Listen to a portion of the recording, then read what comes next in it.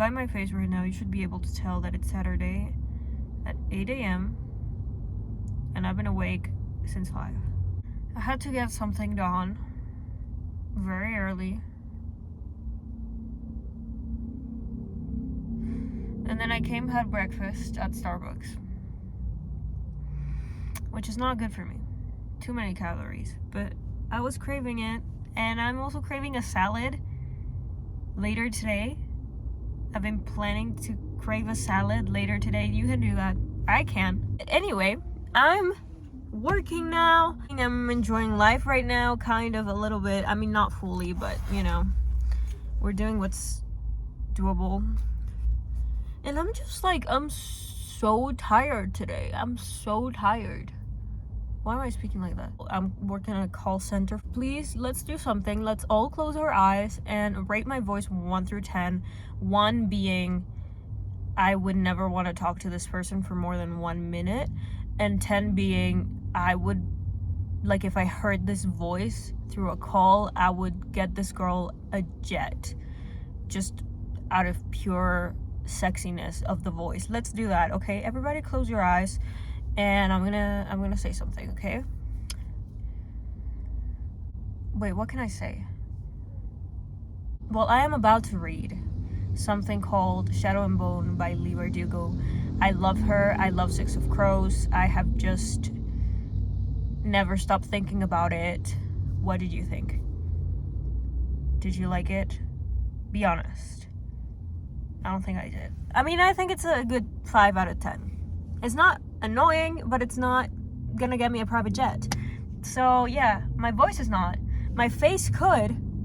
I have a good face card most days. This is not the peak of the face card right now. It's not giving the peak, but it's not giving the worst that I've been. And yeah, a little bit. No, it's not. It's not that bad. The thing about it is I'm too quirky to do the face card. For example, YouTube videos. I could do YouTube videos just talking like a normal person, being, you know, posting a little bit. Sometimes, like, I don't fucking know what do they do. I don't know. But I'm too weird for that. You know, I read books. I'm not like other girls. I am exactly like other girls. I feel like the majority of girls are weird. Who wants to hear a boring face card to talk? Apparently, lots of men. But I'm not like that. Well, maybe I'm boring, but I'm not like that. You know, I'm not just gonna be boring, knowing I'm boring. If I'm gonna be boring, then I'm not gonna be. Because to be or not to be is not a question. I'm not gonna be. I recently read Hamlet, and I love that I didn't understand it. It's just great. The thing about Hamlet is that, or Shakespeare, by all means, is that I'm not, English is not my first language, and I have no idea what they're saying, but that's a lie, because I was at a library the other day and I started looking through the Spanish version of Hamlet. Yeah. No idea. You could ask me anything about Hamlet, and all I know is very few things, like Ophelia died because she was deranged because of solitude and grief. I mean, I'm not even sure about that. You can also ask me about Hamlet, and did he love Ophelia or did he love his other guy friend? And the answer is he loved no one. He was also deranged, I think. Anyway, I bought myself a croissant and a muffin for later today, and I'm gonna taste the muffin right now because I don't want to be disappointed late in the afternoon.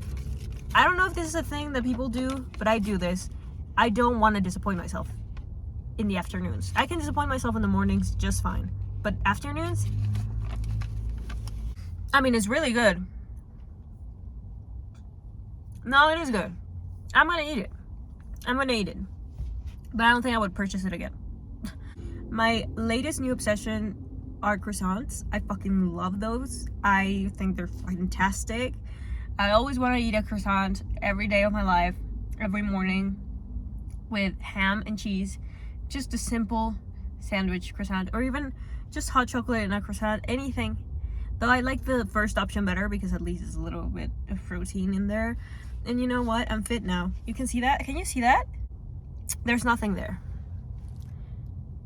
But at least I can get it hard. Unlike my I'm sorry. I love talking truth on YouTube. You know, it's my favorite thing. I know no one watches these videos, and so I talk everything that I think in YouTube. And so YouTube is my form of, one of my various forms of diaries, actually. And I love to talk about things. And I've been thinking about my ex a lot. I've only ever had one relationship, and it's just this one guy that grew up with me, basically, because we were kids when we started dating, and then we were teenagers, and then we broke up when adults. And I felt like half of my rational time on earth by the time we broke up had been half of my life, because I swear to God, I was conscious of my life until I was like about 14 to 15, and I started dating him when I was 16, and now it's been 2 years after, and I have been so fucking stuck. I just can't find anything like it, or that makes me feel remotely like it. And not even him, you know, we have talked again, and it has been a thing again, and you know, the conversation is great, whatever, but I don't feel anything towards him like that anymore. Like, just maybe attraction, because maybe I always will feel that, but nothing else. It's not giving. And I just want to feel like I felt when I was a teenager in love. Is that so impossible to do? I mean, I've been going out with guys, I've been getting to know guys that are great, fantastic, sarcastic even. I love a sarcastic man. I love a good sarcasm. I love a good time. But what the fuck? When am I gonna get over him? I mean, it's not like getting over is the right word. I don't feel like the right phrase, because it doesn't encapsulate how you deal with breaking off a relationship. It's like getting over. It's I don't feel like it's the right set of words for what I'm doing. I don't feel like I'll ever get over it. But I just want to move on. It's not that I haven't moved on from him, I don't think. It's that I haven't moved on from what happened at the end of that relationship. And I can't believe this, but it's been 2 years, and yesterday I was crying about it. I think I've moved on from the fact that we're not gonna be together ever again, and he's not the one that I've outgrown him. I even blocked him the other day because I thought, this is it. Like, I just don't want that bridge to be in there. I want it gone. I just don't want him anymore. I don't need him. I don't particularly care that much anymore. In every way that I can think of, I've moved on from the fact that our relationship is not anything anymore. I've moved on from that, and I like that, and I'm so excited about that, you know, like, but what happened at the end, the rest of the relationship is not important, but perhaps I just want to talk about the end, because the end made me feel, and still makes me feel, like the most pathetic, worthless piece of shit human that has ever walked this earth. We dated for 4 years. We were on a break. He asked for a break, and he never called me through the break. Lasted 2 weeks, and he never did anything to contact me or to let me know what he was thinking until I lost it. Well, I was losing it the whole time. Those 2 weeks were hell. Completely drove myself mad every single day waiting for him to tell me, and then just 2 weeks later he called me and he was like, it's over. So 4 years through a call, and I don't know when it happened, but a week, not even a week later, like 4 days later, found out he was with another girl already. I think he's still with her, and this is a thing. I'm very conflicted because a part of me is really happy for him. Like, you know what? Go off. I mean, if that's what makes you happy, if she makes you happy, I'm so fucking glad that you found it. And, you know, I don't even discard the idea of getting to break up with someone and then right then finding the love of your life, because I feel like that could happen, and maybe some other people like me would manage it different, or maybe not. What if I find the love of my life right after one love of my life? I mean, I would go for it. Maybe I mean, if I can, why not? You know? The thing is, I can see it from his side and I can be happy about it and him. And I can see it from my side and feel like a worthless piece of shit. And that's how I've been feeling for so fucking long. It's been 2 years and I feel like I'm not enough for anybody. He moved on so quickly and he found another girl so quickly and he's in love so quickly. And the counter curse has hit me like lightning. And it's encapsulating me. I'm stuck. I'm stuck in lightning. That's how I feel. I feel like sometimes I get enough momentum and I feel like I'm gonna get out of the lightning, but then it just pulls me back in. And I feel worthless. I feel like I'm not gonna be enough. And I'm so fucking scared to go through that again.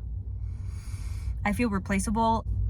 I could cry about this right now. I mean, that's what hurts me, and that's what I have not been able to move on from. Because his absence is not hurtful anymore. I just wish that I could think of myself as more.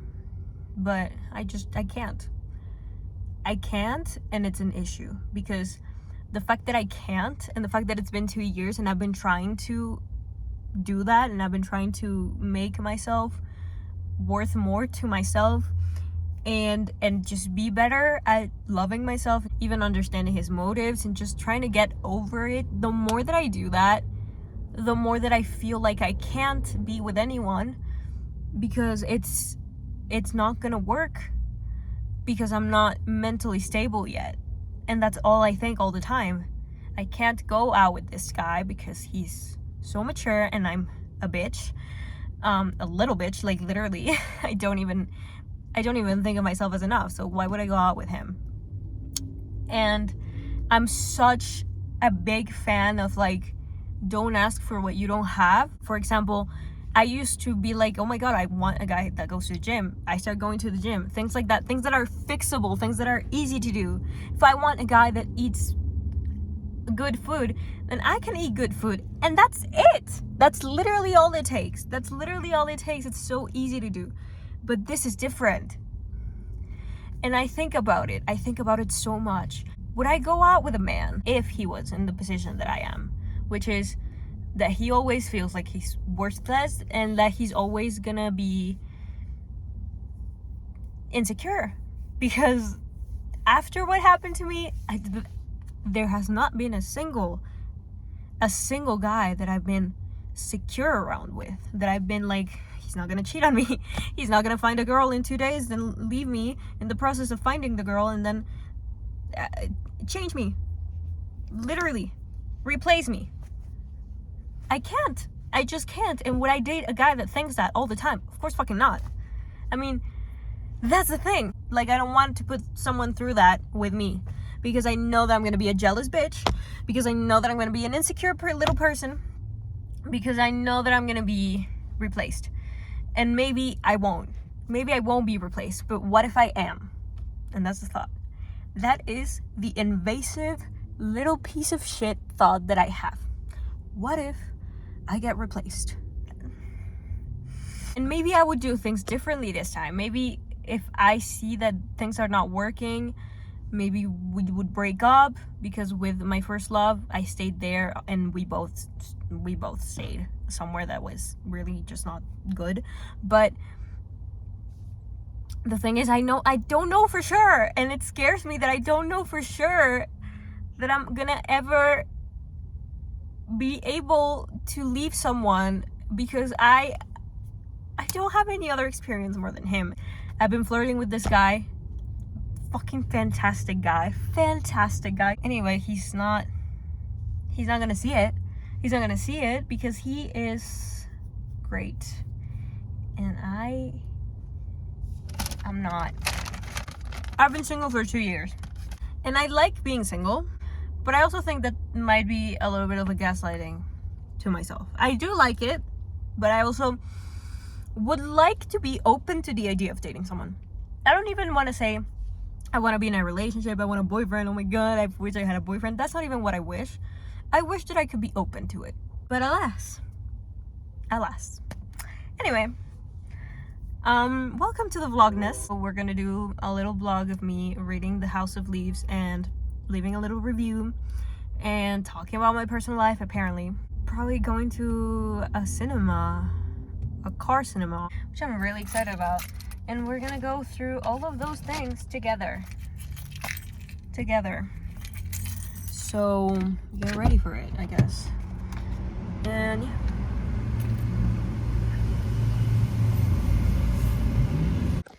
Hi, welcome to a new segment of the videos. Probably. I'm not sure if I'm ever gonna do this again. This could be traumatizing, but today I'm gonna try something new. And I'm just gonna fucking do it. I know that I like the taste of this, but this is terrifying. Honestly, it's nothing special, but I don't think I'm gonna get over how it looks today. Well, it has happened. I don't want for this ever to happen, so I don't usually predict it, but I'm definitely DNFing House of Leaves. First of all, ew. I'm so sad about this because I genuinely want to finish this. Unfortunately, it's one of the worst things I've ever put myself through. I DNF'd it exactly like at 50%, I think a little more. It's just I was not invested in anything of the story. I was not invested in the house. I was not invested in any of the characters or the other characters that the characters were speaking about. I was not invested in absolutely anything. This book is just psychosis. And as a med student, it's not something that I find really interesting. Not that I'm a med student right now, but as someone who was a med student, it's not something that I find very interesting. The thing that I really wanted to go through with this book was basically just like reading upside down and how it has things crossed out and basically how it uses every single concept that you can think of for the book. But I don't like it. I did not like it. I was just so you've never seen me this bored. I've never seen me this bored. And when I thought, you know what, this is over, it's gonna be super fast because look at this type of shit. Can I show you this? Blank pages and blank pages.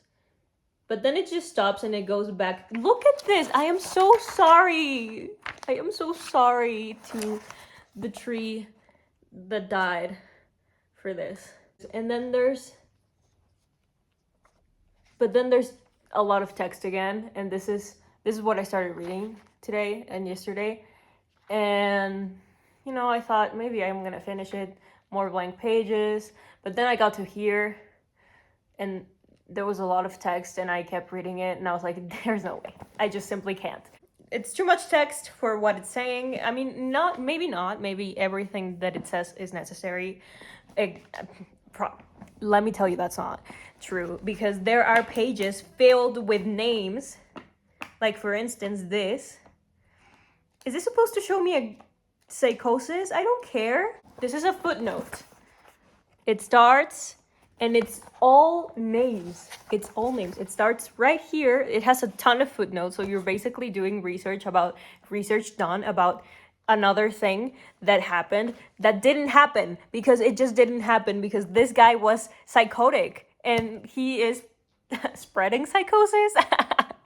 I'm sorry, that is funny. Psychosis spreads in this book, apparently. I don't even know, because I'm not sure. Because I usually finish books to be an educated hater, but right now I'm not being educated because I'm not gonna finish this. Anyway, look at this. Footnote.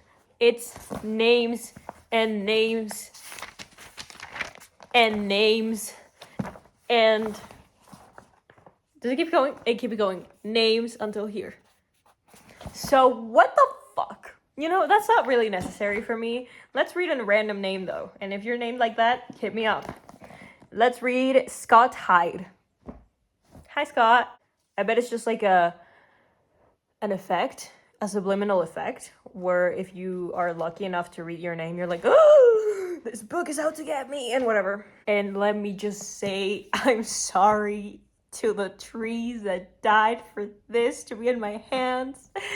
I will make sure to give this book. I wrote on it. Well, whatever, I'm gonna give it to someone. I'm gonna give it to someone that appreciates this kind of literature, which I'm not sure if anybody does. I wrote on it. I'm not gonna tell you what it says. Yes, I'm gonna tell you what it says, because at the beginning it warns you that like you're gonna get nightmares and you're gonna hate your life after you read it. So I had to write a list of things to remember while I read this, because I thought that I was gonna be scared. Turns out I was just fucking bored as fuck. And it says, do not read this in bed. Nothing here can hurt you. It is a book of fiction, written, edited, and read by many people that aren't crazy, so don't worry. And fiction can't hurt me.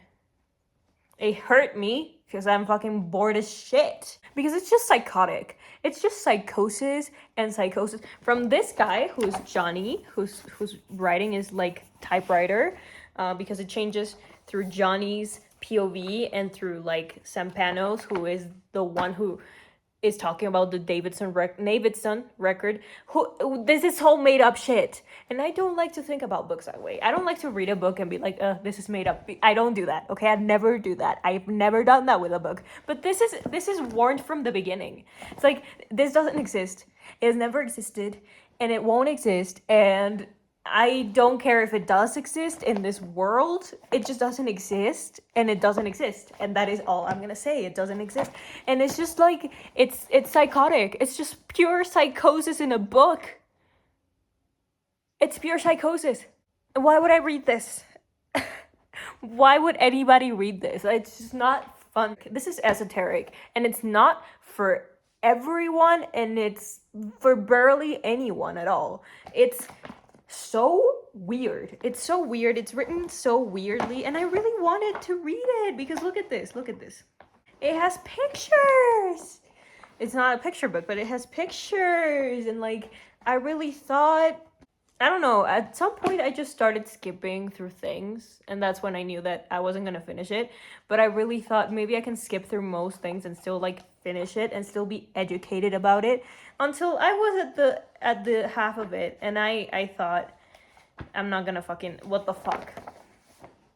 You know? Do I really want to read something this boring to get to this? I don't know. But no. Actually, no. No. I just didn't want to DNF this because I like to be educated, but also because it's the first one of this genre that I've ever read. And so look, okay, if I'm reading a romance book and I know it's not gonna get better, and I see that it's not gonna get better, I can DNF because I know that it's not gonna get better because I have enough experience to tell. But this, I don't have enough experience with this type of books. But now I've decided that I do have enough experience, and that is I will never read something like this again. I am so scared to be an author, but I will be. And people are gonna judge my book the same way that I do. And I hope you go off. I hope you go off and hate it so much, because that's passion. And that's passion, and this eluded hatred from me, eluded passion. And that's something, and that's art. So congratulations, Mark Z. Daniel Wesky. Daniel. Just makes me mad. Anyway. 0 out of 10, 1 out of 5. So hit me up if you hate this book too, so that we can hate it together. And this is not a review. I did put review in the title, but it's not a review. It's not.